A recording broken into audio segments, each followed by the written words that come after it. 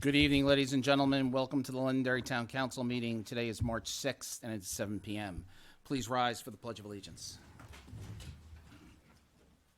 I pledge allegiance to the flag of the United States of America and to the republic for which it stands, one nation, under God, indivisible, with liberty and justice for all. Ladies and gentlemen, please remain standing.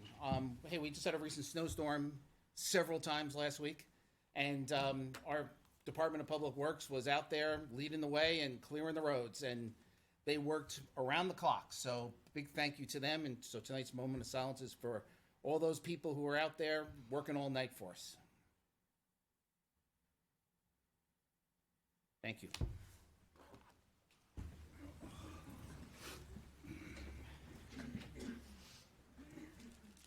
So, ladies and gentlemen, we open with public comment. Is there anyone who would like to make public comment?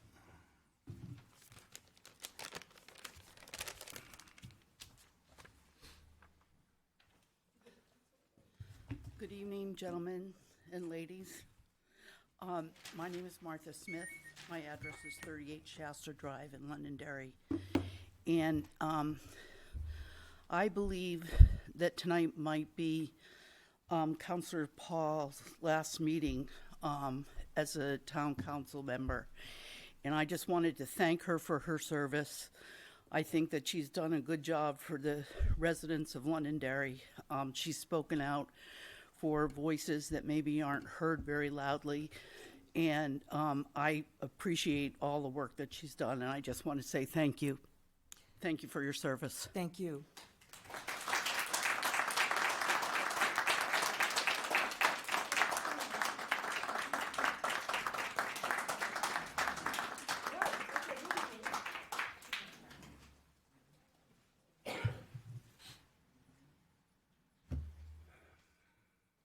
Ray Breslin, 3 Gary Drive. I would also like to say that all the good work that Deb Paul has done, she's now, I believe this is the last meeting, and I, for one, certainly appreciate everything she's done. I think she's tried to step up and speak for the citizens, and I hope she will still be part of Londonderry. And thank you for allowing me to speak. Thank you, Ray.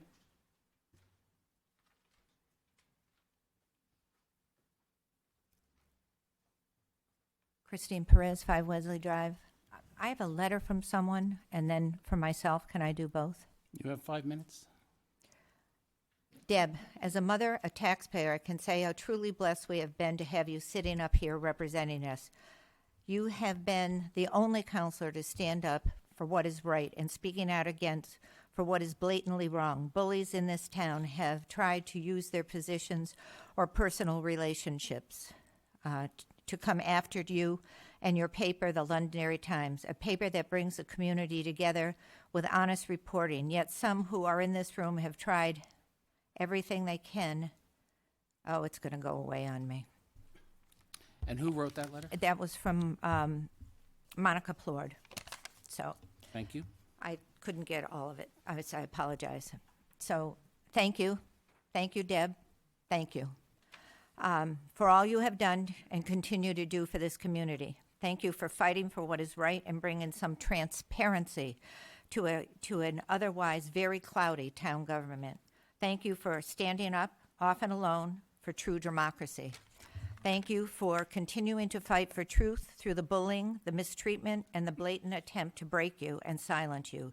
You have been heard by many, and hopefully change will prevail. The 3 roses are for each of your years, the yellow because you're a friend to all of us. Thank you, Deb Paul. Thank you very much.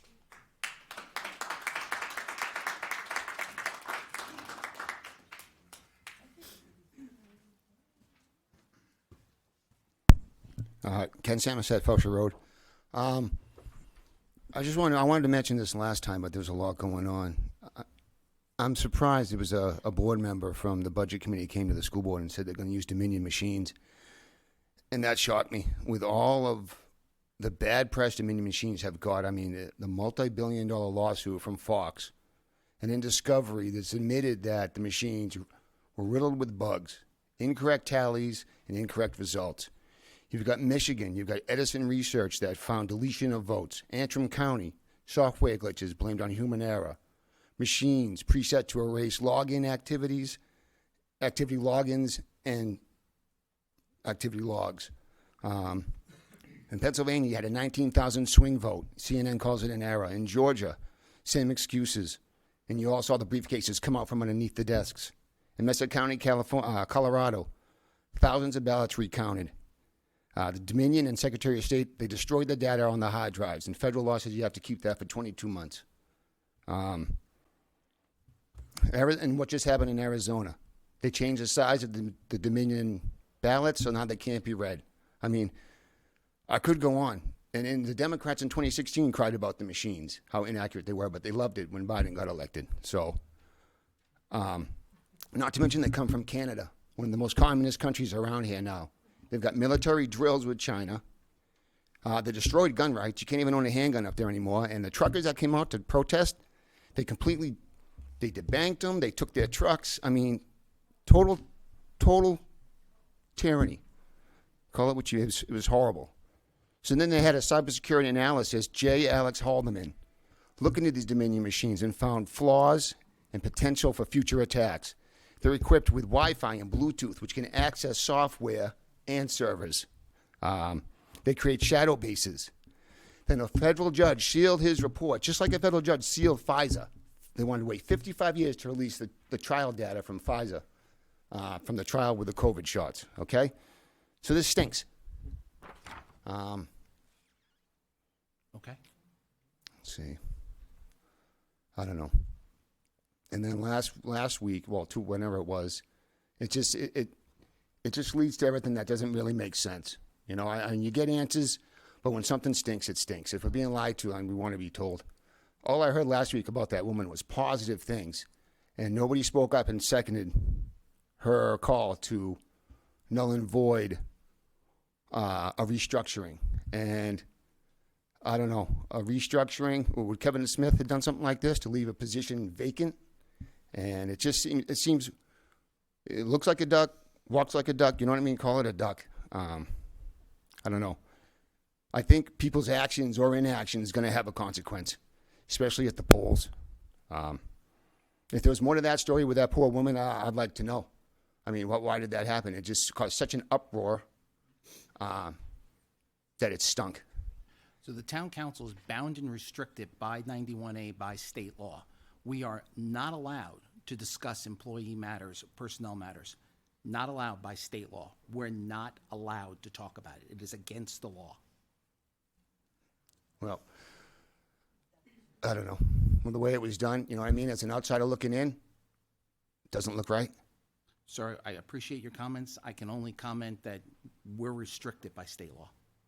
I thought 91A, Bob, was it 91A? Freedom of Information Act or something that you have to... Well, 91A has, sir, 91A has multiple facets. Okay. One of them is under personnel. Okay. We are restricted under 91A, under personnel. We can't talk about it. We're not allowed. If somebody gave a FOIA request, you'd have to, right? If somebody filed that, No. you wouldn't have to? It would go to our attorneys and be privileged information. We are not allowed to talk about it. I want to make that very clear. We are not allowed. Okay. All right, thanks. Thank you for your comments.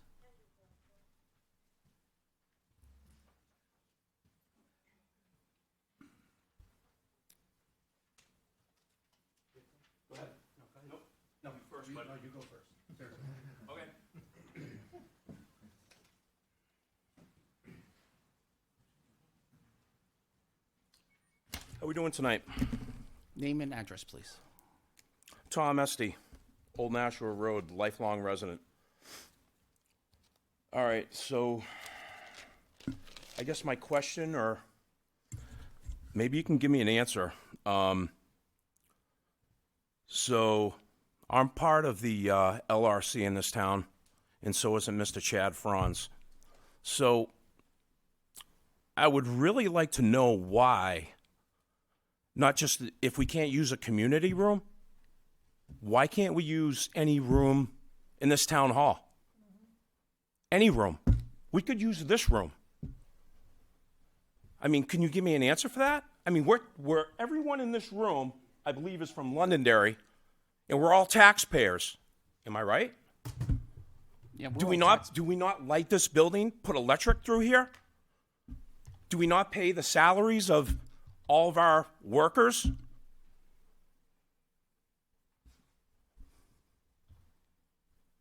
I mean, I would just like a response from you, that's all.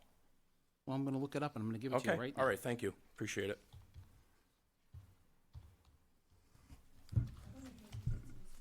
So today, I did the pleasure of calling all multiple towns, and they get to use their police departments, they get to use their town hall, senior center, fire department. Nashua has multiple rooms that they can use. They can use libraries. Another town had Grange Halls, a gym. I called Hudson, Derry, Wyndham, Litchfield, Nashua, Bedford, Goffstown, Chester, Salem, and Sanborn.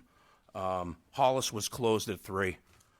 And Manchester, by the time I got to them at 4:30, I couldn't talk to anyone.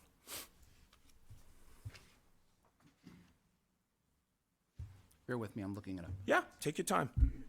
Take your time. I'm in no rush. Deb, thank you for your service. I appreciate everything you did. Thank you. It's been an honor to serve the town of Londonderry. All right, so the town charter was written in 1996. There are several members who are still alive who are part of that. Article 4, Administration of Government. Powers and duties of the manager. Section D, 4.6. The manager shall have full jurisdiction over the rental and use of all town facilities under the manager's control. The manager shall be responsible for all maintenance, repair, and all town property under the manager's control, within the limits of existing appropriation. So the town council doesn't make the decision on whether or not we use the building for other things. We do rent out the senior center. The library, I don't know what their rules are. They're a separate form of government. The police station comes under the direction of the police chief by state law. The police chief has sole control and responsibility of the police building. He is the only one who can make that decision. So you supersede anyone. You can hire and fire Malaguti. You can fire Kim. You can fire any one of those firemen, just like you got rid of Laura Gandia. With all due respect, sir, I'm not going to discuss personnel with you.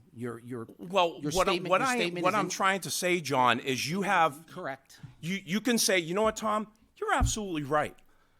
All these towns give their citizens, taxpayers, they can use a building.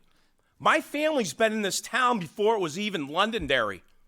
We've given money our whole lives, and you're telling us Tom, we cannot use a room. Lower your voice.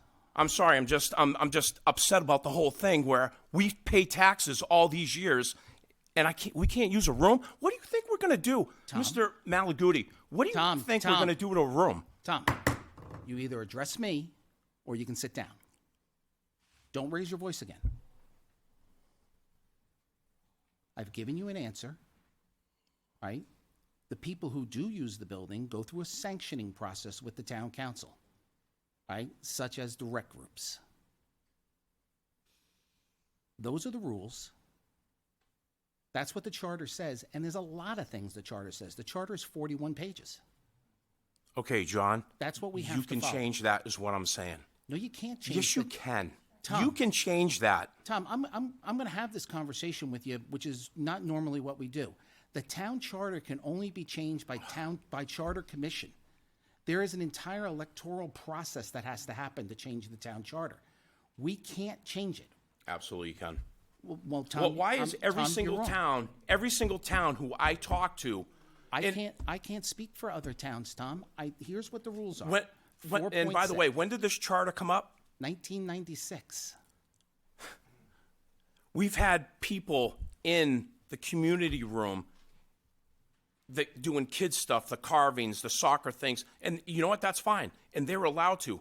Anyone, any political party, or any group, whether it would be the groups from Londonderry Old Home Days that no one approved of, you know what?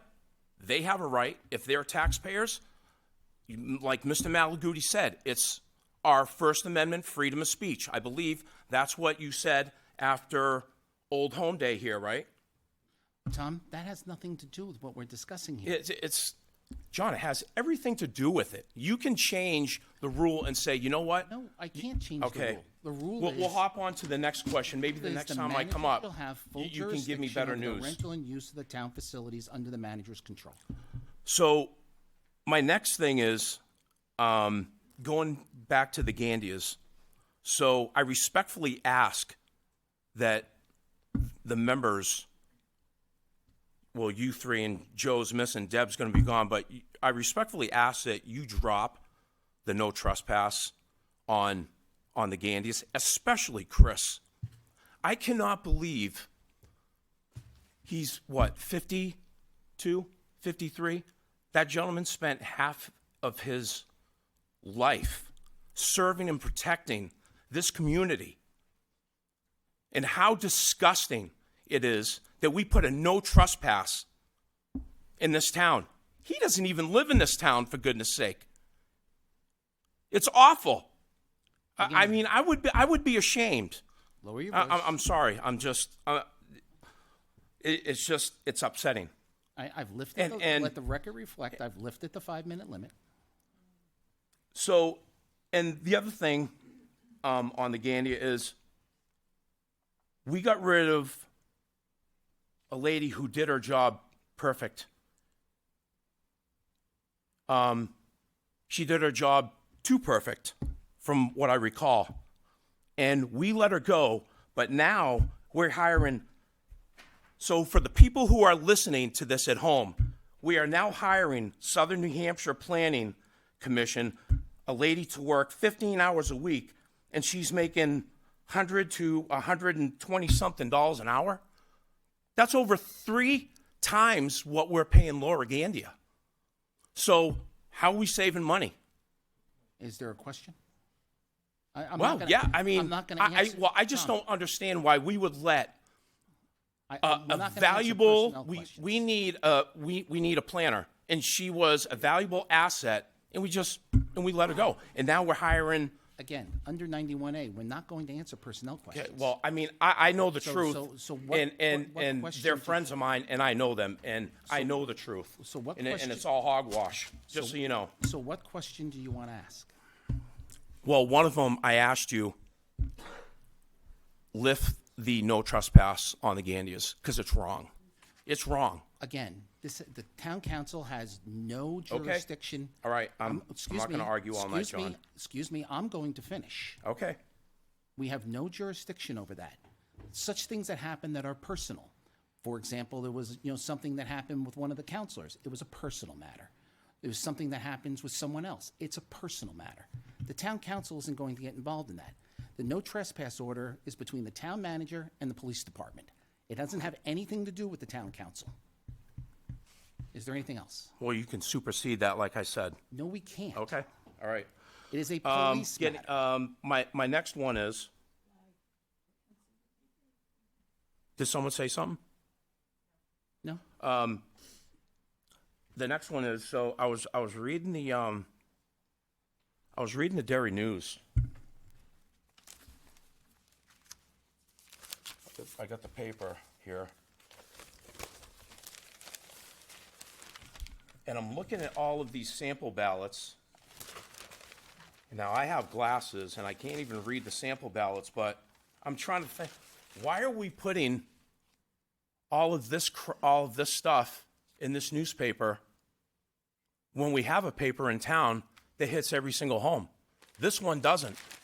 This paper don't. This is garbage. This is all fake news right here.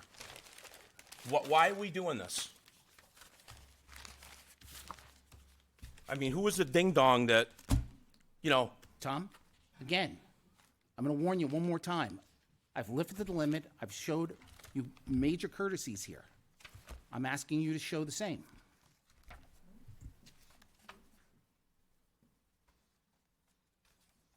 Are you finished? No, well, I just asked you a question. Why are we putting that in That's an here? operational decision. I don't know what it is, and we'll look into it. Thank you. So when I come back, I'll have an answer next time? Because, I mean, I would like an answer. We'll look into it, and I'll let you know.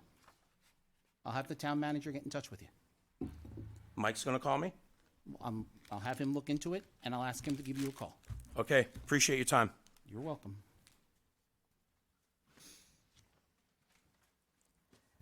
Christine Perez, 5 Wesley Drive. I called the town manager a week ago and asked why the school board ballots were in the Londonderry Times and not the town ballots were not in the Londonderry Times. I don't get the Derry News. No one in my neighborhood gets the Derry News. I did not get a call back. And I want to know, who does Mike Malaguti work for? Mike Malaguti reports to the town council. Okay, I rest my case. He reports to the town council. So who gave Mike Malaguti the authority to not print in the Londonderry Times when the school board did? Ms. Perez, I would suggest that you read the town charter. His authority is in the town charter. All operational decisions, and there's a non-interference clause in the town charter. Okay, I and would then my suggest you next familiarize yourself with the question town is, charter. Mike Malaguti gave me permission to use with Kim Bernard to use the community room. I'm not going to address that. It's been addressed. You know, if it's some of the been- laws up north go through, you will have to address us. Again, it's very simple. We've addressed it already. I've addressed it once. I'm not going to address it multiple times.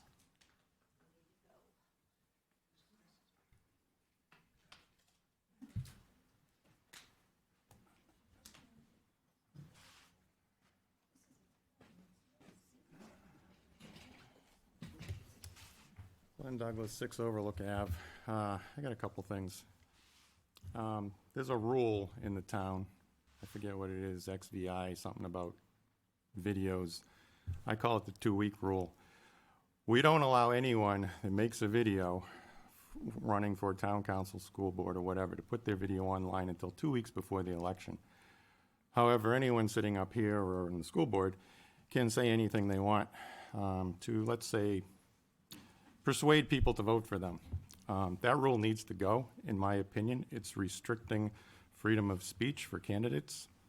This happened last year. Candidate made a video a month in advance and was told, sorry, you can't put it on. Videos don't come out until 2 weeks before, so you can't run a letter to the editor in the paper because the paper has a cutoff that you can't run anything against the candidate, so you pretty much can't say anything. That's one. Charter. Well, to talk about the charter, I heard at the BudCom meeting the other night that candidates can only hold one office. So I did look at the charter, and there's a section in the charter that says you can only hold one office. If you are elected to a new office, you immediately forfeit your former office. We have a moderator that was elected after he was elected to the Budget Committee, who's still the moderator, and he's still on the Budget Committee. I'd like to know if he should have resigned his position when he was elected moderator. There's one more here, but my screen locked up. You guys don't want to answer the no trespass thing, that's fine, but I would like to know by what authority it is that you can issue a no trespass. I don't believe there is one. And as far as the 5-minute rule, I've been following this stuff since way back 2006. We didn't have a rule back then. You could come up, you could talk.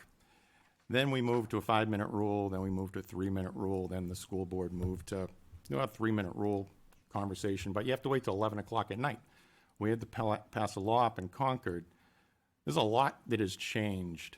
I will say that the no trespass thing, there was a counselor that told me he would address that issue as a counselor, and he's not here. So March 14th, I certainly hope people come out and vote and fix what I think is really wrong in this town.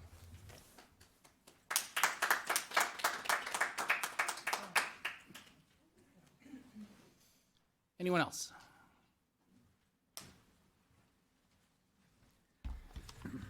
Thank you, Mr. Chairman, members of the council. I come in front of you tonight to just give you a little state of affairs of your fire department. I just wanted to start by saying we are in the process of hiring our 6 vacant positions. We had a new employee start today. I will have 3 more starting on April 3rd. And then I have 2 in the pipeline that will be starting probably sometime this summer. One thing that we've done this year that we've never done in the past is we've hired, as we know, paramedics have become a commodity. We are hiring just individuals that have only paramedic certification. We just put one of our recent employees through recruit school this past fall, and we will have another one starting in April at the recruit school, and then another one starting in August. So these are all individuals that are coming to us with just the paramedic certification, but no firefighting credentials whatsoever. And just to give you a little, piece of what we've done, since 2013, I have hired 51 employees out of a roster of 57. So the market is tight. Paramedics are definitely hard to come by, so we've tried to look out and get out of the box a little bit to figure out how we can get these people back into our service. I am pleased to say we have currently 2 individuals that are going through paramedic school at this time. We will have another 2 starting probably sometime early spring. So I think we're going to get back to where we were. 3 years ago we had 17 paramedics. We now have 7. So I think we will eventually get back there. But right now we're doing things to basically alter the way we've been doing things in the past. And that's kind of the bridge to my next comment here is on 2 shifts now. So we are hiring 2 shifts at 12 individuals per shift. Two shifts are currently at 11 per shift just due to budgetary constraints. These 2 shifts that we're running currently at 12, on March 1st we started what we call a paramedic fly car. So the ambulances that will be responding to your emergencies now may not always have a paramedic on the ambulance, but there'll be a paramedic stationed at Central Station that will follow the ambulance on calls that are the way that 911 distinguishes them is Alpha through Alpha Bravo Charlie Delta Echo. They will be responding to anything Charlie and above or anything that the ambulance crew requests them for. Salem has been doing this model for many years now, and it's worked out well for them. Like I said, we are going to try it to see how it works out.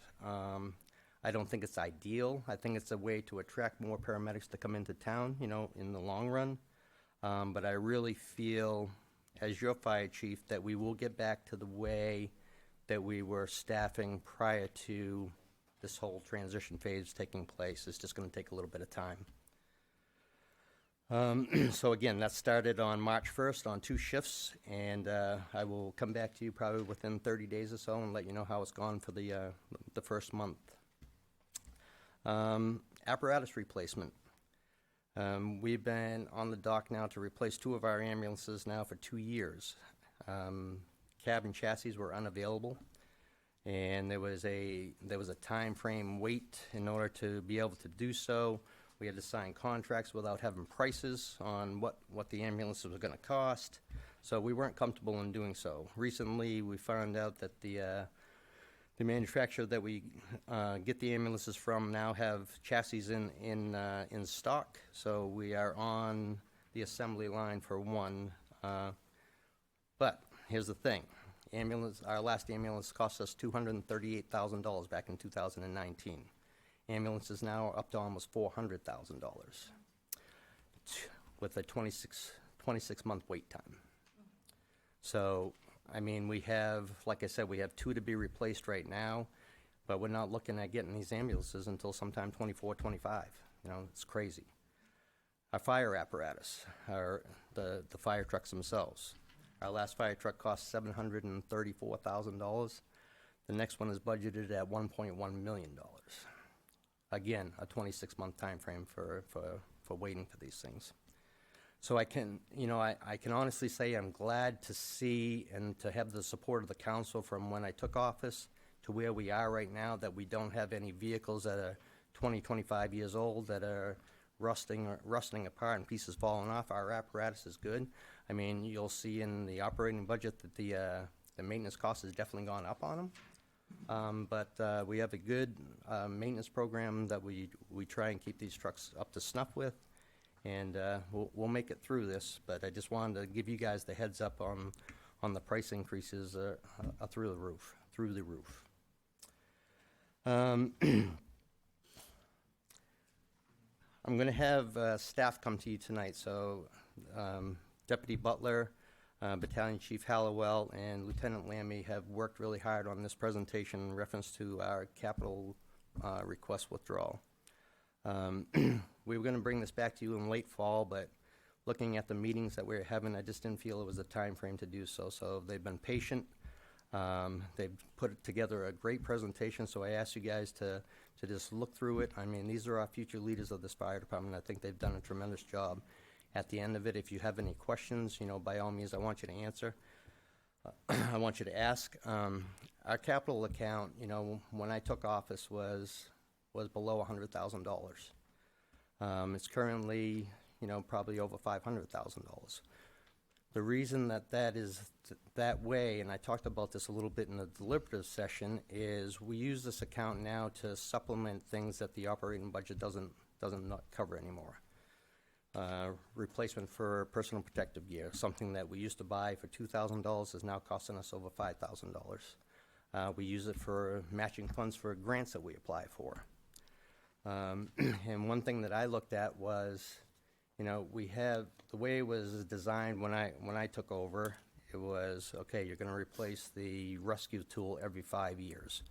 Well, we have a maintenance program within the department that we have things maintained, we have things certified, so just for the sake of replacing something when it says to replace it in 5 years, I thought it was a waste of the taxpayers' money, and I was gonna save those funds for things that you'll see coming up tonight. There's going to be quite a few things on this list, but when I took office in 2013, we had hose coming out our ears. We had different pieces of equipment that were, here, and the crew has done a great job to put this presentation together, and I think we'll answer a lot of questions for you. And let's see, last but not least, well, two more things actually. Safer 23 has come out. So that is that grant that allows you to apply for firefighters that will be covered by a grant. And the grant is, again, this year, it was 3 years for 100% financing. So I'm asking permission from the council to be able to apply for this grant. Again, we've applied for it two times now since 2017. We have not been successful. But I think it's worth the opportunity to try again. I've been talking to the finance director, Justin Campo, and we have a third-party grant right now that's going to help us along with this. And I guess the question for you folks is, here's what I'm thinking. Four individuals will bring each group up to 13. 13 will allow us to maintain a 3-man engine company, but it will also allow us to use this fly car. I could do it that way. I could run 2 groups at 14, so you could see what 14 per shift would do versus the 12 per shift.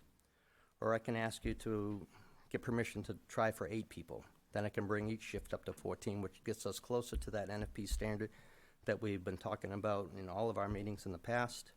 Again, I don't want to ask for too much, but I want the direction from you folks in reference to how to do so. When do you need an answer, Chief? Well, that's the thing. I was going to come to you back on the 6th, because when did we get notification of this? Probably about 2 weeks ago? 2 weeks ago. The grant closes this Friday. Okay. So it opened up today, today, and it closes on Friday. So in the past, we've said yes, right? You have said yes, yeah. Does the council want to continue to apply for the SAFER grant? Yes. Yes? Yes. Any 4. direction? 4. Okay, very good. I think 8's probably too much for us to bite off. Okay. And then last, Mr. Chairman, I just wanted to let everybody know that recently we have one of our firefighter paramedics that has been diagnosed with cancer. So we have, the union has on their Facebook page, they're doing a fundraiser, and they're selling T-shirts, and all the proceeds will go to this firefighter while she is out on medical leave. And I'm pleased to say thus far, and it's only been online almost a week, they've raised almost $18,000. So I wanted to say this up in front of you to not only tell the council, but to tell the citizens that are listening today, just to check out the 3160's Facebook page, and all the support that we can get will be greatly appreciated. Please see that that link is sent to the councilors. Yes, Mr. Chairman. And that's all I have, Mr. Chairman. If there's any questions, I'll be glad to answer. Question. Yeah, so just so I have clarity, because this is kind of preludes into what I want to discuss next, I guess. How many paramedics do we have presently? So what's happened, Jim, is most of the paramedics that we've had in the past, they have either retired Right. or have now got promoted to lieutenants. Okay. Some have got promoted to battalion chiefs. Okay, So we had, like I said, we had 17 probably 3 to 4 years ago, and I think there's currently 7 on the dock, right? Per shift? Yeah. All right, so 8. Well, yes, 8. okay, So what we're doing now, and we're trying to staff where the paramedics can get out to go to the outstations to still remember how to be a firefighter. And to know engine company and ladder company operations. Since the pandemic, we've had our first run ambulance out of Central Station, so we're required to have, or I'm required to have 2 paramedics in Central Station. But that's become almost infallible now. We don't want to hold people over. We try to hire the medics, and sometimes you can't hire the medics. So we're just looking at other ways that we can go about doing this that's still going to provide the service to the citizens, but not necessarily burn out the paramedics that we currently have. okay. And as far as total employees or firefighters, are we up to snuff to where we were, or do we have openings currently right now? I currently have openings right now. How many Like I openings said, do you have? I just hired 1 new employee started today. I'll have 3 starting on April 3rd, maybe 4. Okay, And 2 of the positions I'm holding out for. One, the gentleman gets out of the service in June. He's an Army Ranger with paramedic certification that I will be sending to school, the recruit school in August. And then another one that's a paramedic that will be starting on April 3rd will go to the recruit school in April. And then I have another one that's in the military, but she injured herself just when she was prior to getting out. So now we're just waiting to hear what her medical status is before we can move forward with her. So I'm anticipating that all your vacancies will be filled by the 1st of July to our current roster of 48 firefighters, 5 dispatchers, 4 battalion chiefs, and 4 administrative staff. thank you. Thank you, Chief. You're welcome, thank you. Thank you. Anything else? Yeah, John, I'd like to, Public comment is now closed. I have a couple of quick things from public comment. One is I don't understand the 2-week video thing either, so I'd like to find out what that is. And I don't understand it. I don't know why we have it. So if we could check into that and find out what that is, it'd be appreciated. The gentleman who got up and talked about the Dominion voting machines, that's a decision by the Secretary of State's office. And everything is run by the state from that point of view. They're going to be here testing for this election. So the Secretary of State will have people here. I believe the AG will probably have people coming and going. And it's a test. I don't understand the whole piece of it, but I can tell you that the state is doing it as a test to see what it does. And I guess we'll find out what happens from that. But so I can't answer all your questions, but I can tell you that's what's happening. There was an ad locally about the town treasurer. Part of the process that they said that was in there is that the town manager will select the town treasurer if it's approved by the voters. That's not true. Just like the tax collector is appointed by the town council, the town treasurer, if approved, will only be appointed by the town council. If you want to see an example of what an ad may look like, the town of Hudson ran an ad in the Union Leader this past weekend looking for a town treasurer, and with the criteria that they're looking for, it was actually a pretty well-done ad. The town of Derry currently appoints their town treasurer, but the correction to the ad is that the town manager will not be involved. It will be the town council, much as like we do the tax collector now. I think that's it from public comment. I think we answered the rest of the questions. I'm sorry, anyone else? Yes? Yeah. What I would like to speak about is growth management ordinance in this town. Historically, the town of Londonderry has had two, one in 1998 and one in 2002. And the growth management ordinance sunsetted, the 2000 ordinance sunsetted in 2017. So we do not have a growth management ordinance in this town. One of the criteria that we look at in trying to develop what we call a GMO, that's what it's called, is the ability of our community to absorb the growth, number one, in schools, police, and fire. Can we absorb the growth? That's key. Consideration to demonstrate that the departments will be taxed with additional growth. I can tell you, I'm a creature of habit. I'm up at 4 o'clock every morning. First thing I do as a responsibility to the town, to the taxpayers, is I go through the reports that are online. I go through the police reports. I have some concerns now, and I think the chief is trying to manipulate some things so we have enough paramedics to continue the service that we all enjoy. We're not getting any, believe it or not, younger. So I've looked at over the budget period, the schools are looking to build, renovate, add classrooms. So even though and correct me, Bob, you're a school committee member, even though the enrollment has gone down, the school still has some needs. And I understand it. I may not like it, but I understand it, okay? So even if the schools are down, there's still pressure, as you can tell through this last budget season and CIP, that the schools need facilities. We've got issues. I take a look at the Londonderry Fire Department. During the budget season, the chief has got up, and we're shorthanded. We have vacancies. And that's great news, chief, that the fire department's vacancies are going to be filled, and I hope that they are. Things can change.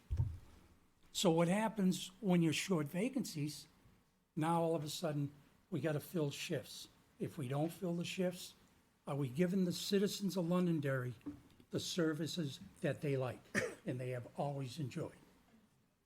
Well, that becomes budgetary. Every time we have to do overtime, you have an overtime budget, and we're always talking about overtime budgets. So,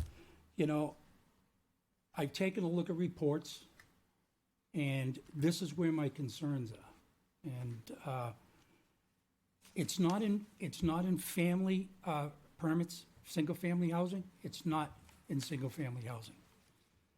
Where I see the concern is in multifamily, in big apartment buildings being built or being approved.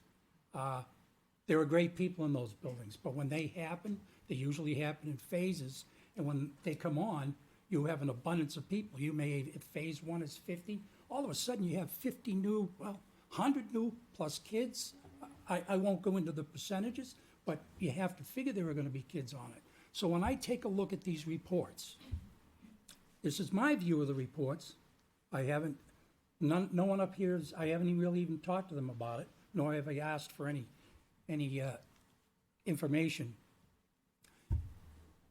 and please, don't get this wrong. This is factual information. We service Wallace Farm on a continuous basis. That has 1, 2, 3, 4, 5 buildings, I think. They are constantly in the reports.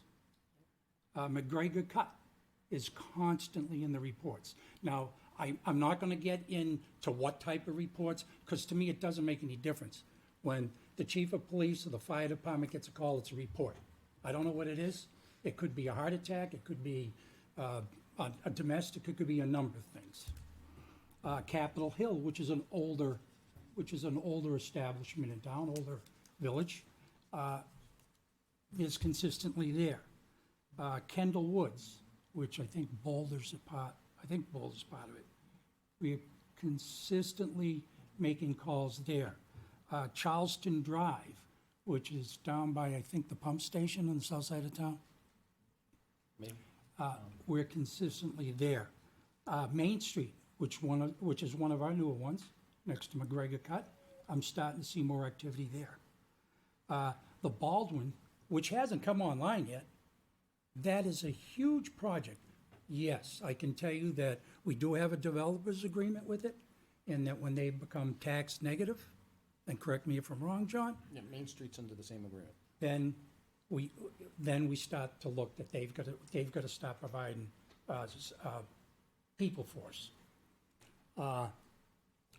Right now, in what I call the pipeline, that is being considered, we have Vista East and Vista Ridge, which is up by Vista, and we're looking at, and these are approximate numbers, but I think I'm pretty close, 187 units. And they're already talking about that. So, I mean, that's reality right now. Those are townhomes? I believe they're townhomes. But we're talking 180 plus or minus. We have the Ultra at Woodmont Commons, which is part of Wood Partners. They have been in. They're looking at over 200 units. 200 units. And they're actively pursuing it. And then there's another one, I want to say that Verani has something to do with it, but I'm not sure. But that's 18 units. So what I'm seeing now, through the budgeting process, through listening to the school, through listening to the fire chief, listening to the police chief, we're strained now as it is. And maybe you don't realize it, but what can happen if, in my opinion, if we don't seriously look at it and look for another GMO, that what's going to happen, it's going to be too late, and instead of the fire department making a call for a heart attack at 5 minutes, now all of a sudden that service is going to get extended, I hope not, but could get extended to 10. Because we're shorthanded, we have a lot more that's coming into town.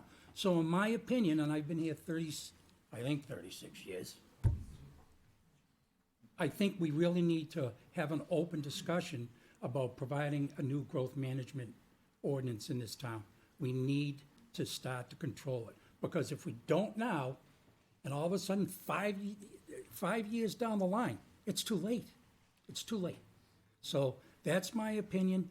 That's what I would like to see us move forward on, when we have new councils. So, But just so you're aware, that has Yep. to start at the planning board. Yep, And the that's growth correct. management ordinances are, there's a very tight criteria laid down by the state. So the understand. criteria that's laid down by the state hasn't been the easiest to work with. And there would probably need to be legislation to change how growth management ordinances are done. Yes? Well, Are you shaking up and down? Yes? We would need some legal advice before we would proceed on anything like that, given Yeah. what I- legislation is in place and I understand what you say, and I don't disagree. I understand what you say, and I don't disagree. I'm not saying But we I think shouldn't we have start. to bring it up, and we need to start it. If we run into roadblocks, so be it. But Just setting expectations. I'm No. all for it. Go ahead. I just wanted to say Jim's 110% correct. And the other thing to look into, with your growth management as a part of it. If you read it, it says that you can include infrastructure. If you don't have enough sewer, water, or if traffic is impending certain areas that you can't handle, then you can also put in a growth management, and you can keep, as it sunsets, you can keep clicking it forward and saying, no, we haven't addressed this yet. No, we haven't addressed this yet. No, I think this is great information, it's great ideas, I'm glad you brought it forward, it should be something that we should be working on, but we need to get some clear direction, and if we need to send a message to the delegation from Londonderry that we need help, we need to find out what that is. Well, the other thing too Totally is, agree with you. you said it Great starts idea. at the planning board. Well, I think that we should notify the chairman of the planning board and say, we're requesting this. Well, we can. I think we need to tell them. We can direct the staff to do that. Okay, that's good. So, Mr. Chair, it's being the newest member on the council, you mentioned the planning board has to initiate the process. What are the follow-on steps beyond that? I understand there's legal and, There's a whole process for developing an ordinance. It goes through the planning board, it goes through multiple public hearings. The planning board vets the new ordinances. Once they've vetted the new ordinance and have gotten into a point of where they're ready to recommend it to the council, it will come to the council.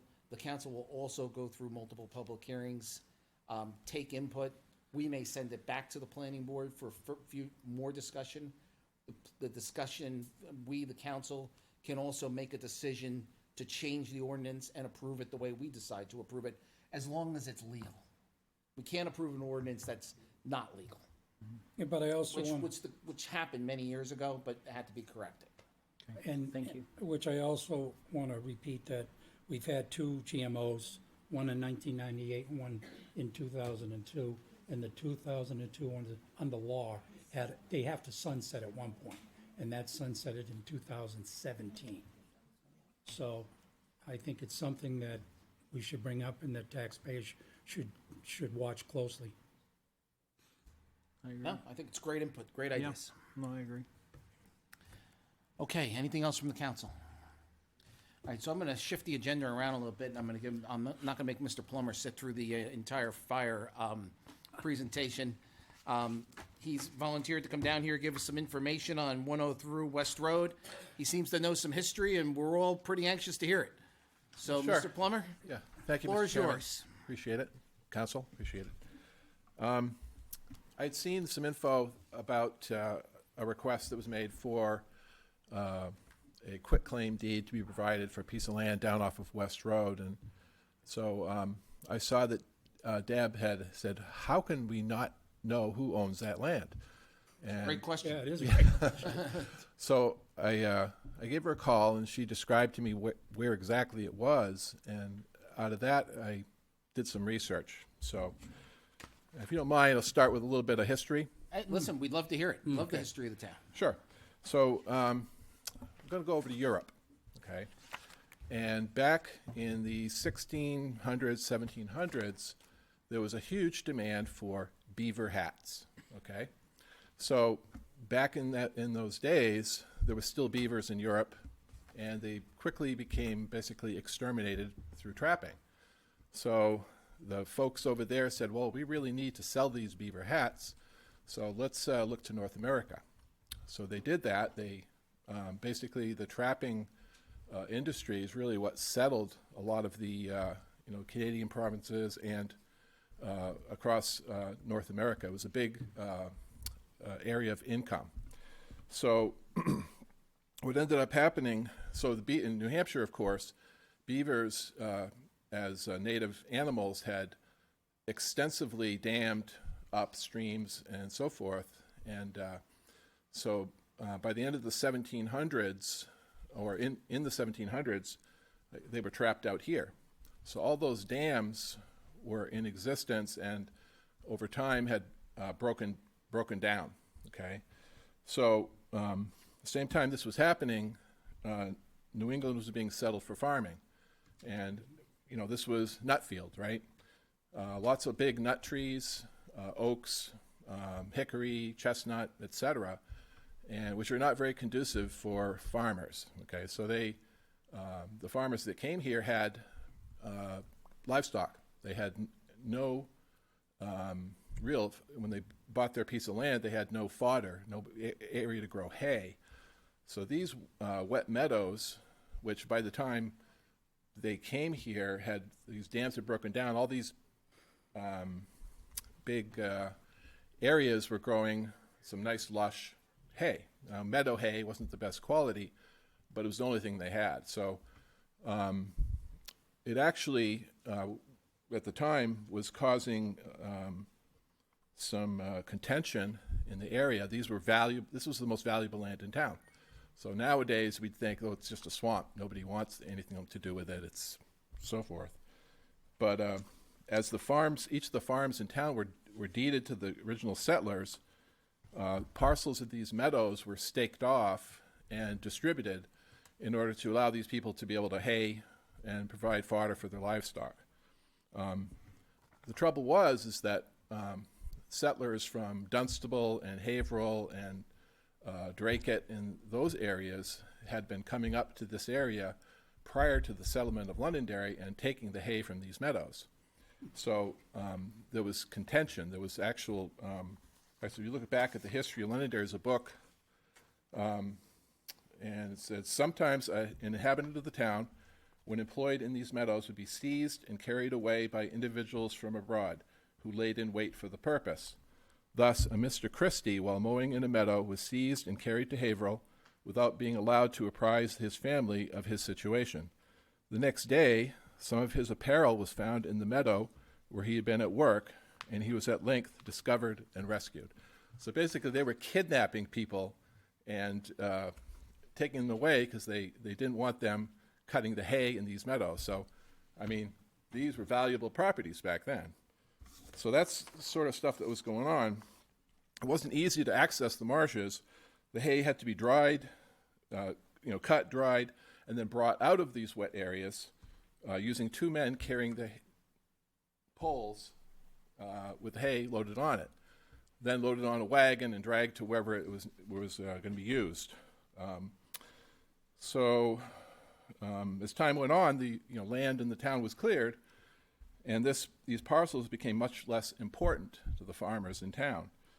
The hay was not of the best quality, and you can imagine how difficult and labor-intensive it was to access it. I learned a little bit about this from my great-uncle Nathan.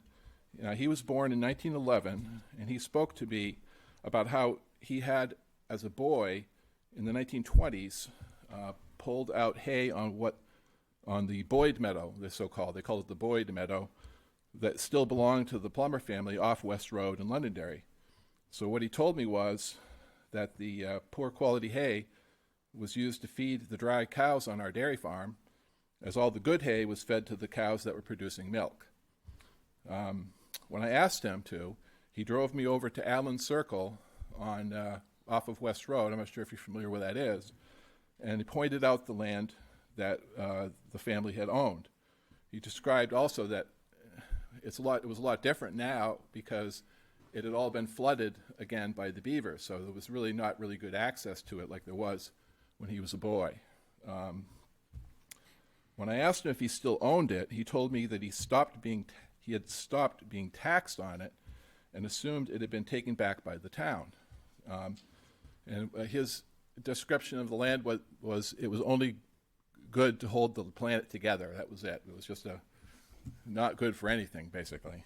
So I think this is the parcel that had been discussed by the town. Now, I know there's no deed description on that piece. It's not, the parcel is really not identified, but that's where he pointed it out to me, right off that access off of Allen Circle. And so I think the town really should add this to the list of parcels that are used for conservation use. After 300 years, let the beavers have it again. That's basically my opinion. So anyway. That's a great story. Thank you. Yeah. Well, super. All right. Thank you very much. You're welcome. Thank you. That was awesome. Okay, the other item I have tonight is Order 2023-02, an order relative to the distribution of fire equipment and capital reserve funds.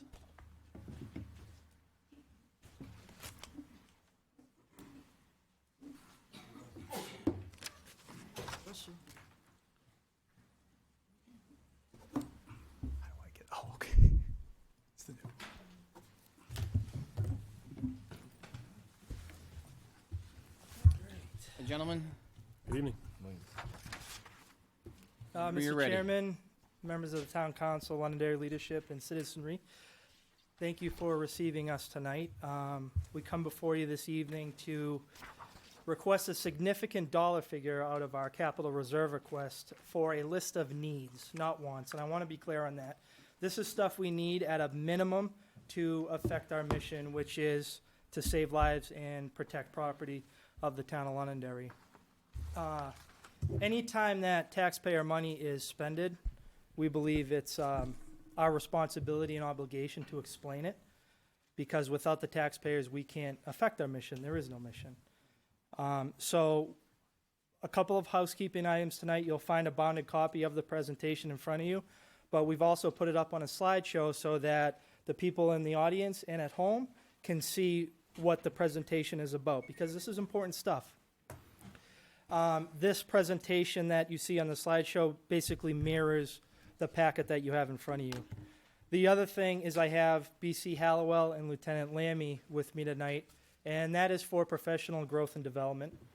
We believe it's important to grow our subordinate leaders to eventually work ourselves out of positions, and we can only do that by inserting them into uncomfortable situations so they can get comfortable being there. And I would argue that a town council meeting can at times be uncomfortable. So this is a great opportunity for these gentlemen to develop.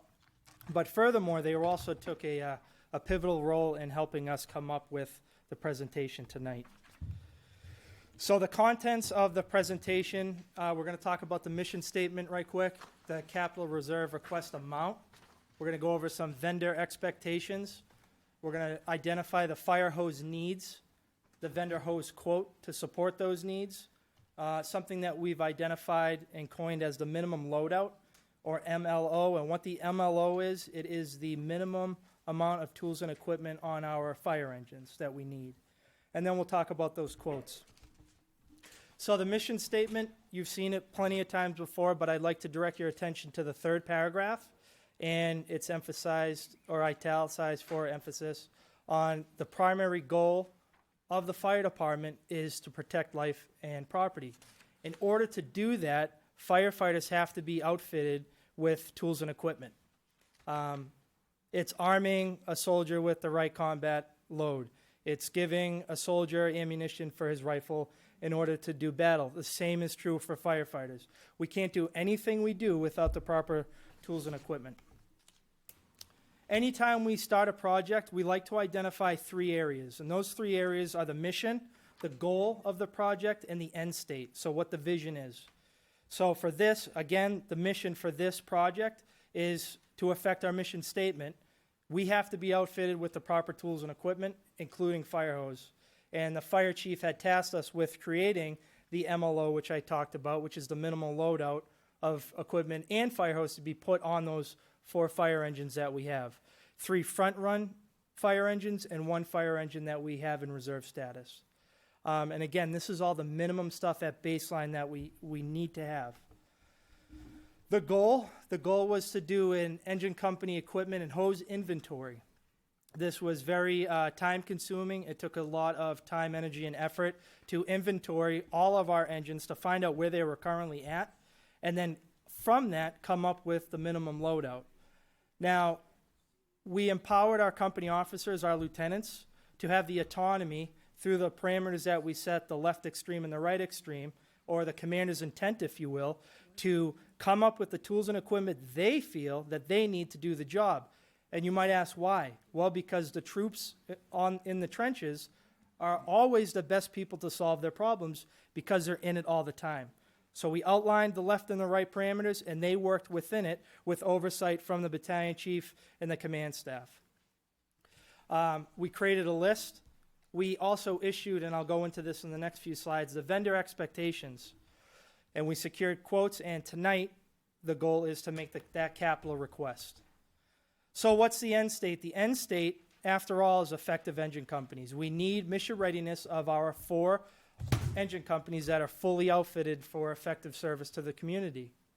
What was very important to us while going through this process is that when we could, we wanted to maintain compliance with the National Fire Protection Association standards. specifically NFPA 1961, which outlines the standard for fire hose. So NFPA doesn't have a standard for tools and equipment that an engine has to carry, and the reason for that is the majority of fire departments in the nation are volunteer and call. And these communities don't necessarily have the funding to be able to support that. So NFPA doesn't want to tie the hands of a volunteer company. What they do have an issue is a standard for fire hose, the size and the length per foot to be carried on all apparatus.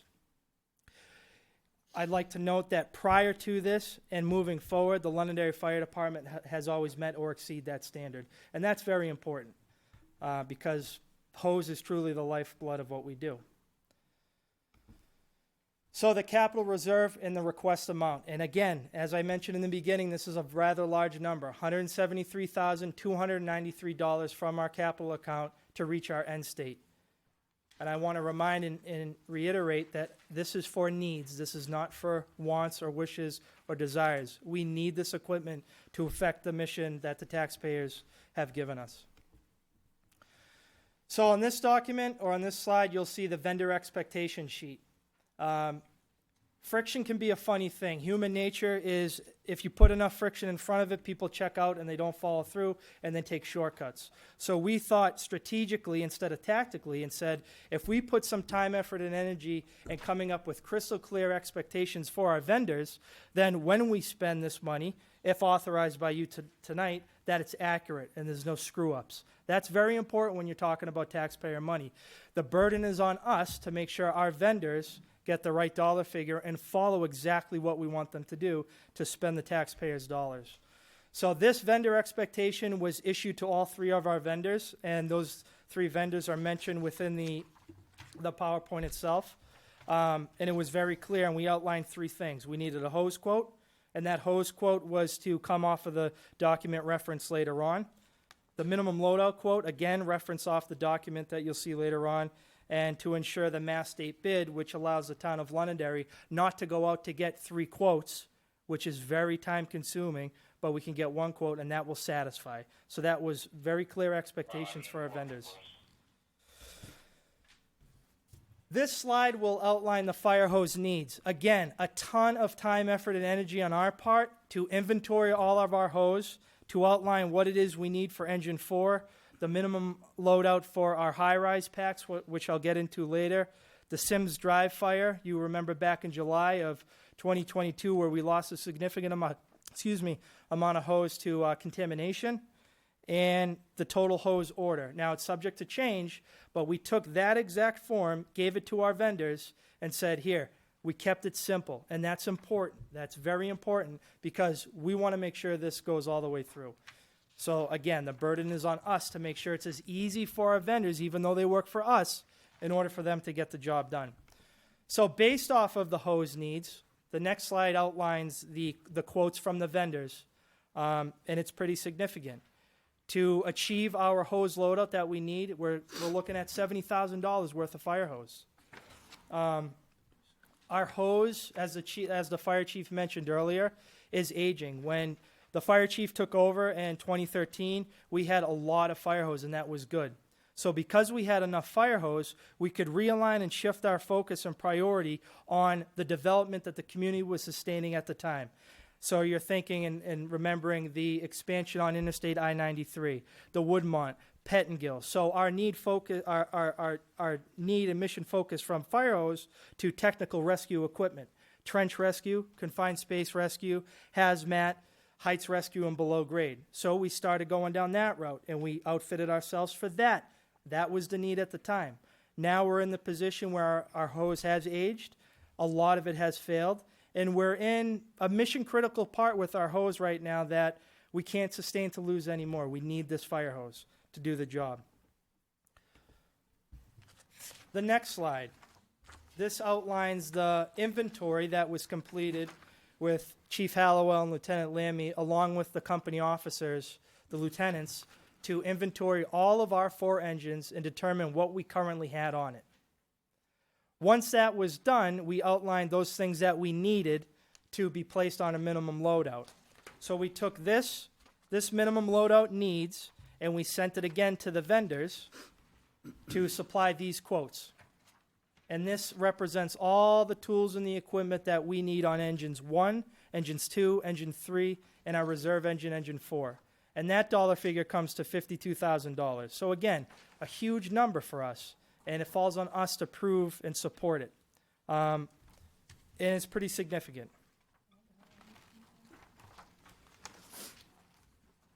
The next slide, you will see a quote for regulators on the left.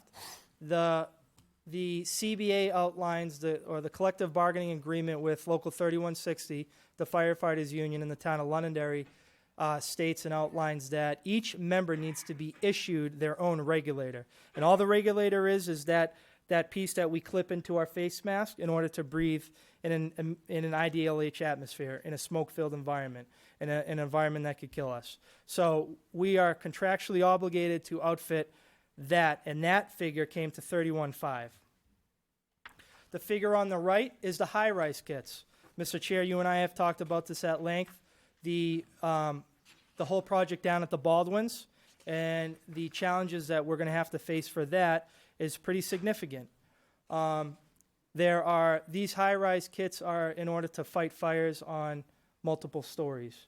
We'll take the stairwell, we'll tap into the standpipe system on the floor below the fire. We'll stretch our hose on the floor below the fire and advance into the fire floor from the standpipe in the stairwell. What we did is we did some pre-planning down at the Baldwin, and we actually took a measuring wheel with us, and we wanted to see, while it's under construction, and I have to say that the developer has been awesome letting us come down there to pre-plan and to figure out the challenges that we're going to be faced with. But we marched it out how long it would be, a hose stretch from the stairwell to maybe a unit in the middle of that floor. And we found that the hose that we were currently carrying on our fire engines, on the high-rise kits, wasn't enough. And it certainly wasn't enough to get all the way into a unit in the middle of the hallway from the far end stairwell in order to have water coverage from the fire hose. That's a problem. We identified that through pre-planning. And because of the amount of training that we've done down there, we've developed a new high-rise kit that will better meet those challenges, and we're very proud of that. But again, that comes down to due diligence for the firefighters prior to an incident occurring to go down there under our control in a non-emergency situation to figure these things out. And we've done just that. That price to outfit all 4 of our engine companies for our high-rise kits that will meet those needs and challenges is $20,000. So in summary, here is the capital expenditure. A total of $173,293 as I spoke about. And it outlines the minimum loadouts for all of our engines, those regulators that I talked about for the contractual obligations for 3160 in the town, the high-rise packs, the supply hose loadout, and the attack hose loadout.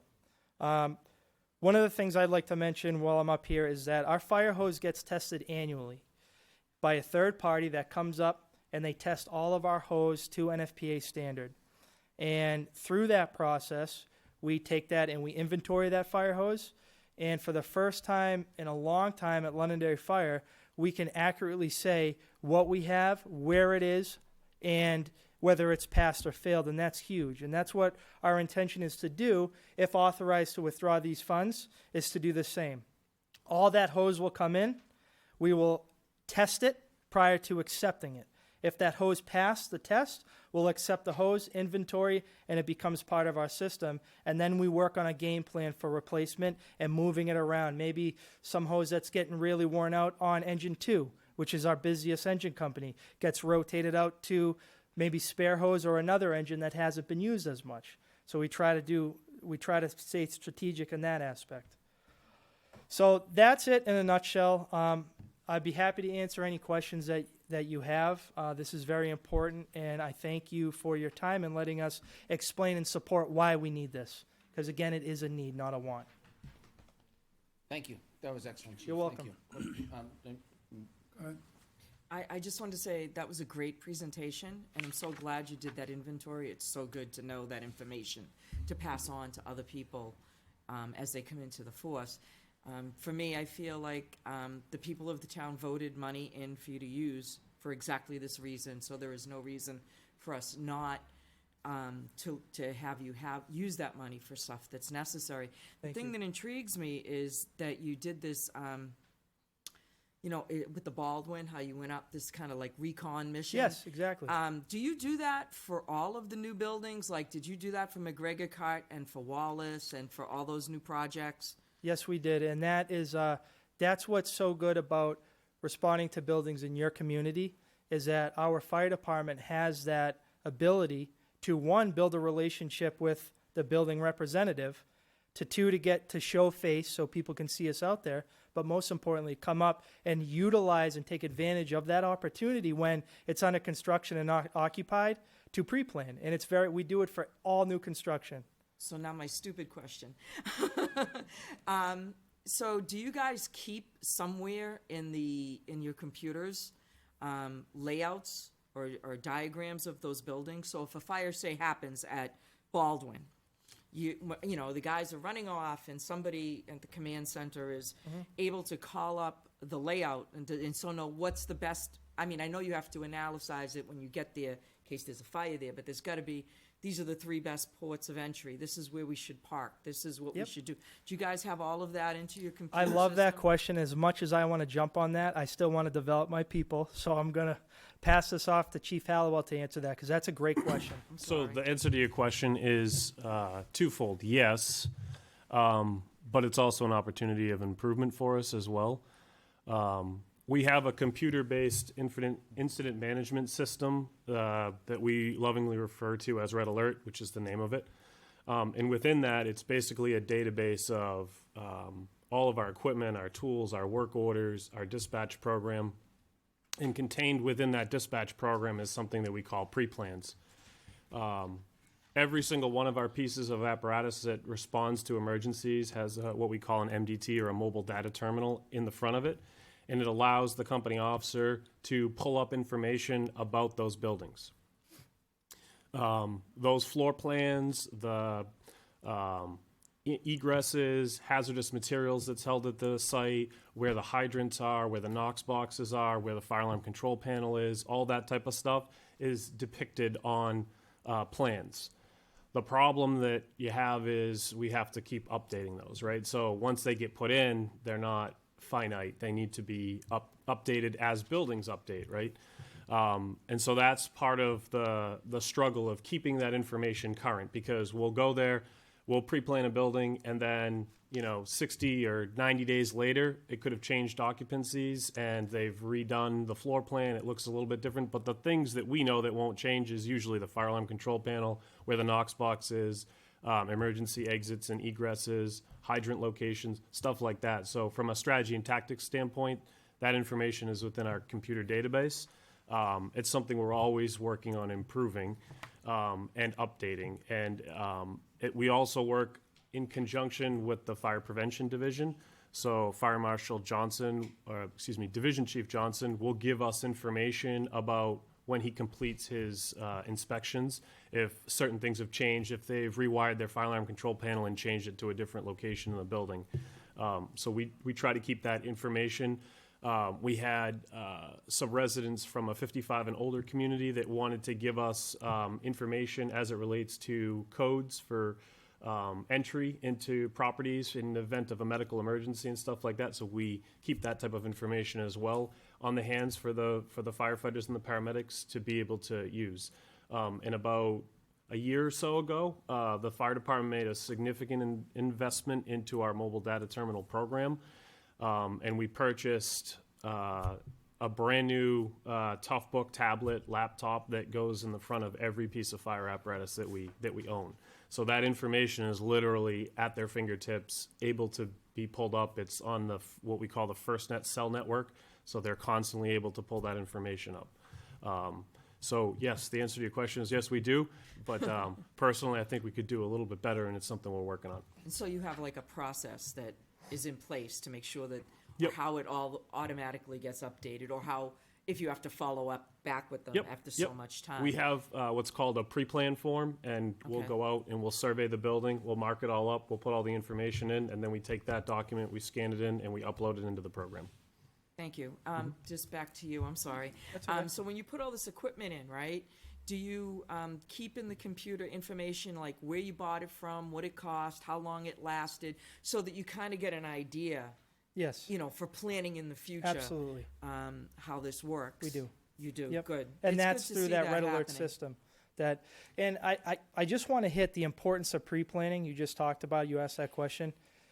If you close your eyes right now in this room, all of us will know where the exits are for the most part. We have the ability because we have exposure. We're in here often. We're seeing it. We lose that ability to pre-plan when we go mutual aid to a building fire in a neighboring community. And I will take you back to 6 Shanita Road on July 27th. We didn't have that ability to pre-plan. Therefore, it was a difficult thing for us. That's why pre-planning is so important. Is there a software that will allow you to share data? Like, so with the a group that you're, so it's a Derry, right? You do a lot of calls, mutual aid calls to Derry. Is there like a way for the two to communicate with each other so that you would have access? So if you were going there, they could just send that data over to the main That's definitely red something that box we will thing, look and then into. the person who's running that Yep. could send it out to whom. Yeah, that's a great question. We'll look into that. Yeah, they would have to have the same, they would have to Yes. adopt the same processes we're Probably. adopting. Sometimes there's like a universal device that you can It would be great. communicate It with would each be other. great. I mean, Thank you. all right, that was it. Good Thank job. you very much. Anything else? Oh, question. When you have the new hoses certified, you said that when you buy them before you Yes. put them into service. We test them Do before we you accept them. certify them, or does an independent company An come in? and independent company called FireCat, we Yeah. contract out with them, and they Okay. come in and they test it. Okay. So we're able to shift liability to a third party. Got it. Also, we used to do it when I first came on. We used to test our own hose, and we could get away with it back then because we weren't as busy as we were. But as you can imagine, testing thousands of feet of hose, it strips an engine out of service. And then when a call comes in, you have all this hose laying on the ground. It's like, what do you do? Well, we're able to eliminate that to a point when we bring in this third party to test our hose because they do it all for us. We're able to kind of reallocate resources in order to cover that out of service engine.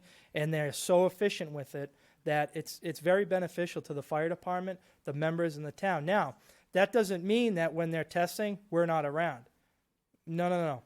We're still the ones that have to open those nozzles on those hose. Therefore, one of us, this last time in July when we did it, myself and Lieutenant Lammy were there, and every time a nozzle got placed onto a hose, it went through our hands first. We need skin in the game to say, yep, that nozzle, we know for certain, unequivocally so, that nozzle was tightened with the bail closed. So it's very important. We're still there. We still have oversight, but they handle the heavy lifting, the inventorying, and the testing. Thank you. You're welcome. So, a couple rhetorical questions for some of the members in this room. Chief, have you ever told me how to do my professional job of recruiting? Not that I'm aware, sir. Chief, have you? Mr. Malaguti, town manager, have you? No. Okay. I would agree. Nor have I told you how to do yours. And someone who's been in combat before, like yourself, recognizes the importance of having the proper tools, because at the end of the day, having the right tools save lives. We're not here to play nickels. We're here to save lives, right? That's what your job is. What is it? Save lives and... Save lives and protect property. Thank you. So, for me to come up here and say, Chief, that's great and all, but we're telling you how to do your job. And earlier you said, these are needs, not wants. Yes, sir. For me to say, Bo, that's great, thank you, but we need a cut, or, I don't agree with that, I think that would be in those lines of telling you how to do your job that you've done for so long, are professional at doing, clearly, by the way you and your team put together this presentation, the time that you put together with utmost professionalism. So I completely agree with this withdrawal request from the Capital Reserve, and I wanted to thank you and your team for doing your jobs and being professional to the highest standards. And thank you all for your service. Thank you very much for your support. Is there anything further from the council? So what I'll say is that, you know, I got involved in 99, 2000, I can't remember the exact date, and watched a lot over the years as the fire department has developed and flourished. I think I know most of you since you started. I will say that the last 10 years under Chief O'Brien's leadership, I put us up against anybody, not only in the state of New Hampshire, but anybody, anywhere. We should be damn proud of this fire department, and I'm happy to support you. Thank you Excellent very much, presentation. Mr. Chair. Thank you. Thank you. Thank you very much. Accept the motion So moved. to approve Order 2023-02. So moved. All those in favor, signify by saying aye. Aye. Opposed? Thank you, gentlemen. Thank you, and thank you, Londonderry, for your Thank you. support.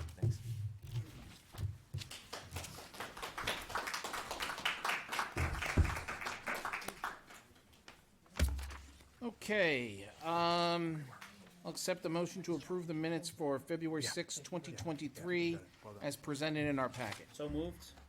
Second? All those in favor, signify by saying aye. Aye. Chair votes affirmative, minutes are approved.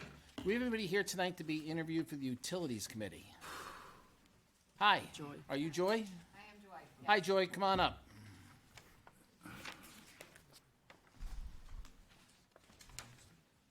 How are you? I'm sorry, what? Okay. Yeah, I think so. Hi, Joy, how are you? I am well, thank you. If you're comfortable there, you can sit over there, whatever you're I'm fine comfortable here. with. Yep, thanks. Generally, the way we do this is there's usually some sort of an opening statement if you so desire to make one. If you don't, we can just ask you questions. It's whatever you're comfortable with. Sure. I just want to state that I look at this as an opportunity to serve my community, and I do think with my background that it would be a good place for me to serve. For our television audience, because we have so many, could you please tell us a little bit about your background? Absolutely. I am environmental scientist by training. I worked my way up into engineering, but I'm really a true scientist. And I have been, I'm a teacher. Right now I'm teaching at the high school level. I've taught at the college level for 10 years prior to going into the high school a couple years ago. So my background is in understanding how our ecosystem functions, how understanding how wastewater engineering functions, understanding a little bit about water and how to purify water.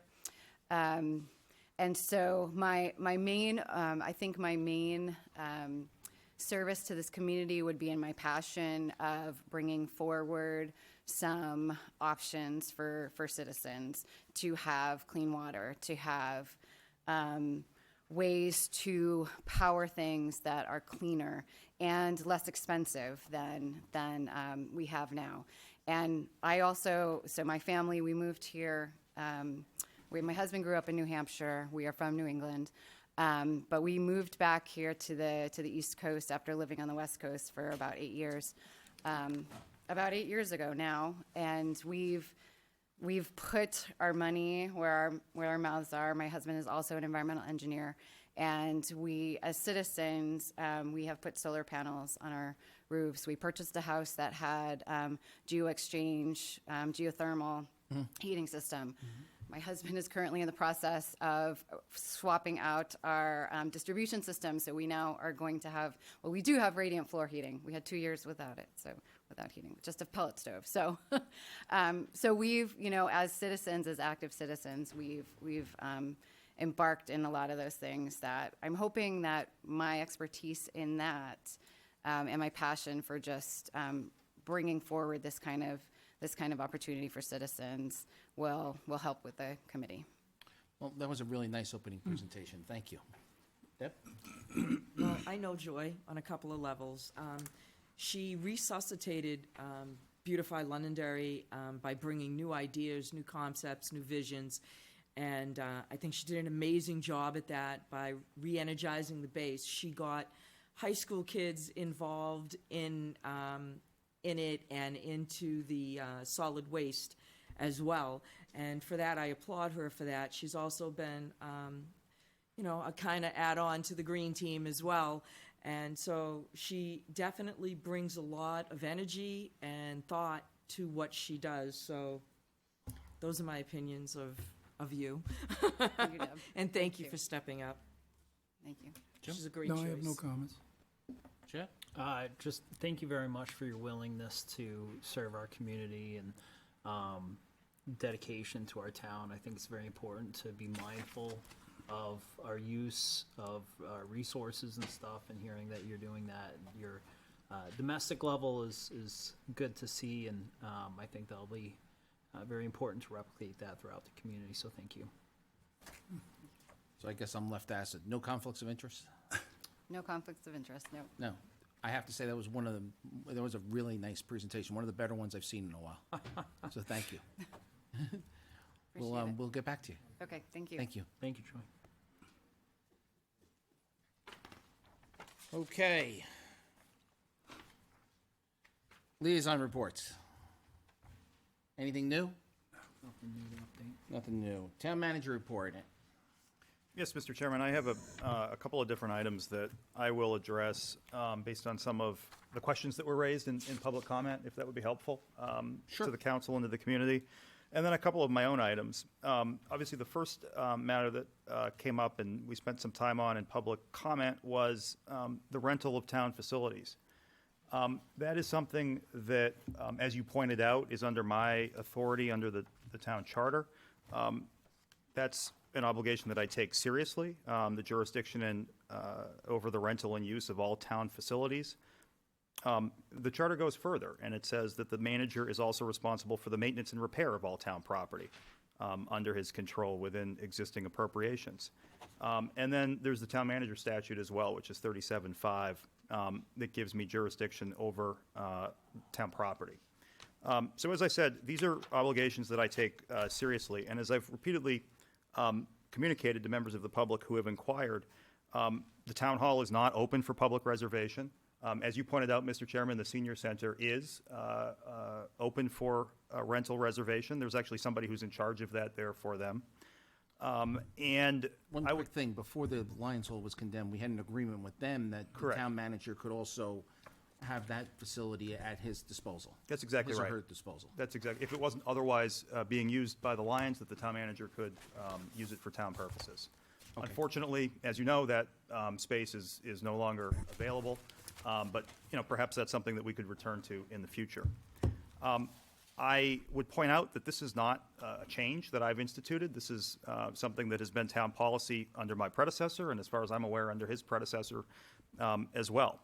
It's not a function solely of a concern about what might happen or who might do something wrong. It's a more general concern for meeting my obligation to ensure that asset that belongs to the residents, I completely agree with that, is maintained in a clean, secure, and appropriate manner.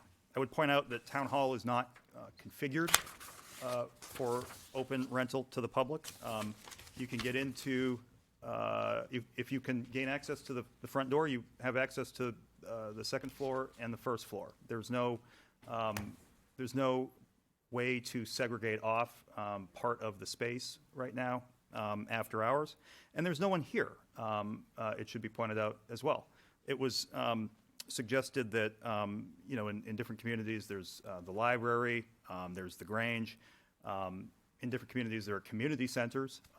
The difference is that those facilities either have someone there to facilitate and be of assistance to people who might be reserving space or renting rooms. And of course, the Grange in Londonderry is not under the control of the town. So that is my reasoning on that. I thought it would be helpful to address that tonight since it was discussed at great length in public comment. There was a concern that was raised about why didn't we publish the town ballot in the Londonderry Times? And I'm prepared to address that because I addressed that last year as well. Last year, the ballot was not printed in the Londonderry Times, if memory serves. And the issue here is an issue that we've been over several times, and it is that Councillor Paul sits on the town council. And the town charter couldn't be clearer that in order to essentially, for a community member, and that includes an elected or an appointed town official, to do business with the town, and that's what that would be, it's not that it can't happen. It's that full disclosure needs to be made to the town council and the town manager prior to the town deliberating on, to the towns deliberating on the matter. So it would need to be brought to the council with full disclosure. And then, of course, Councillor Paul would not be eligible to participate in that determination.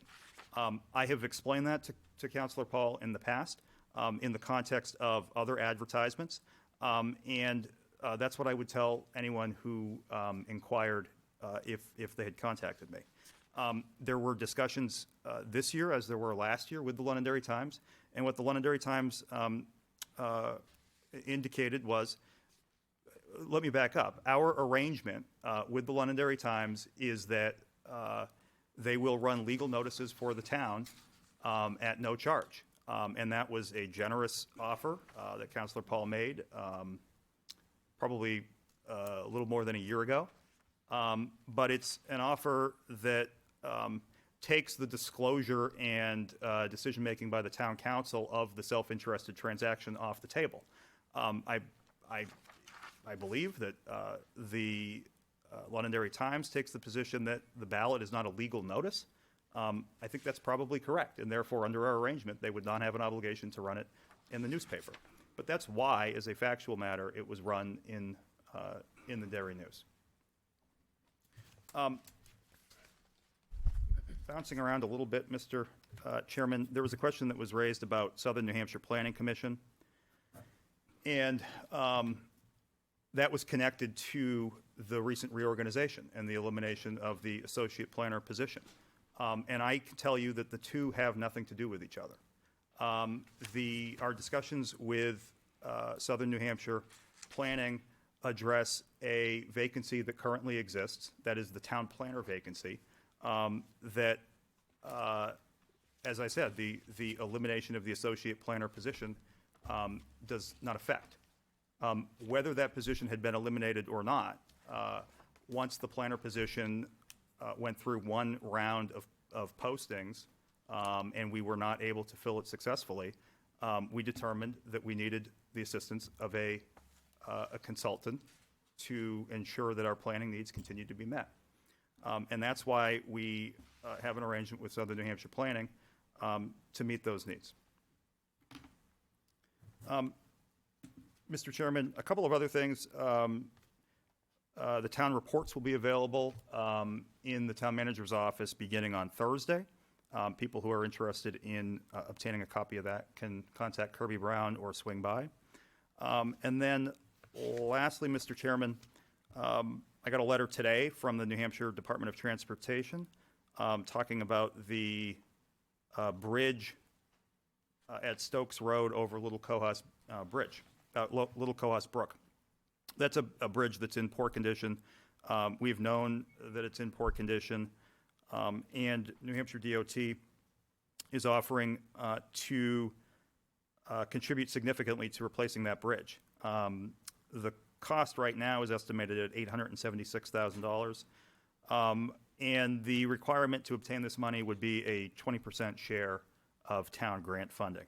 I don't need an answer from the town council right now, and the council's consensus is not legally binding, but they are asking to know whether we are interested in continuing discussions with them to either replace or eliminate that bridge altogether, understanding that there would be a 20% town share that could be covered through other means, through other grant funding, or through the Roadway Maintenance Trust Fund. So all I want to know is if we want to continue talking? Correct. Okay. Yeah. I'm getting nods up and down, yes. Thank you, Question. Mr. Chairman. Mike, can you acclimate me to where Stokes Bridge is? I believe that is right near the Triangle Mobile. up in the north section of Okay. town. Just so. It's that little, Yeah. Yeah, just so people know, I don't think the fire department will allow their equipment to drive over It- that. yeah, they It's gotta a- go in yeah. the other way. They gotta go in Yeah. there. Gotcha. Yeah. Thank you. Okay. That's That- all I have, Mr. Chairman. Thank you. Thank you. Kelly, other than we've obviously had a conversation about growth management ordinance, so I think you got the message that we want to like start seeing what's required. Anything else? Yes, Mr. Chair, two things. On Wednesday, the planning board will have a joint meeting with the Heritage Commission, and the focus of that discussion will be the lookbook, which I think we can all agree is in need of serious updating. So that will be hopefully a productive discussion. And second is Woodmont Commons has submitted and finalized their annual fiscal update, which they're required to do per the development agreement, and that will be before the planning board April 12th. April 12th. Can you make sure that all of us get a reminder on that? Absolutely. Thank you. All right. Anything else? Seeing nothing else, are we Yes, all set? Mr. Yes, Chairman, yes. Couple of things. I want to talk about Deb. Deb, you and I have had disagreements. In your early tenure, you had come out and had, I want to say, accused the councils in the town of corruption. What I would like to know is, did you find any? That's number one. Because I need to close that. And because that's where you and I really parted ways. Maybe you never knew that, but that's where you and I parted ways. One thing that I can say is when Deb had a good idea, I stuck with it. And Deb, I want to thank you, even though we've had our disagreements, I want to thank you for stepping up and becoming a counselor. It's not an easy job, but thank you very much. I appreciate it. Thank you, Jim. And I don't remember saying corruption. I just said we all had conflicts of interest at some point. Okay. And we all do. I mean, Agree to because it's a big but small town. There's only so many people that step up, and it tends to be all the same people. Okay, And you know, you can interpret that any way you wish, but okay. I I found still it. thank you for your service, Deb. Well, I appreciate can the fact that disagree to agree. you're a big enough man to do that, and thank you very, very much. You're more than welcome. And Mr. Chair, I would also like to thank you for your service, Counselor Paul. I know it's never easy, and the time that you have given to this community is much appreciated, and thank you. And I'll echo those sentiments. You know, it's been a pleasure.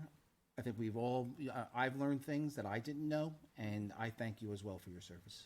Thank you very much. It was a challenge. I wish that my first year and a half we didn't have COVID, so I could have actually accomplished more. But I feel that I got some things pushed through in a year and a half.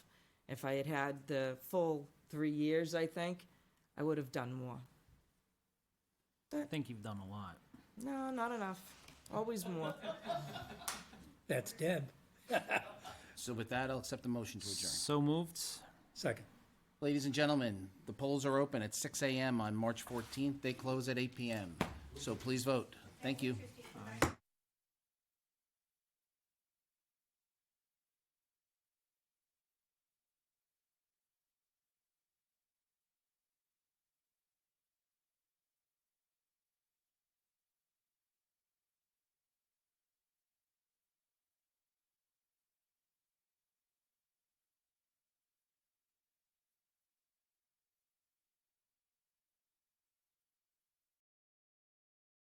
Yeah, I think there's four methods they use for determining the taxation of, commercial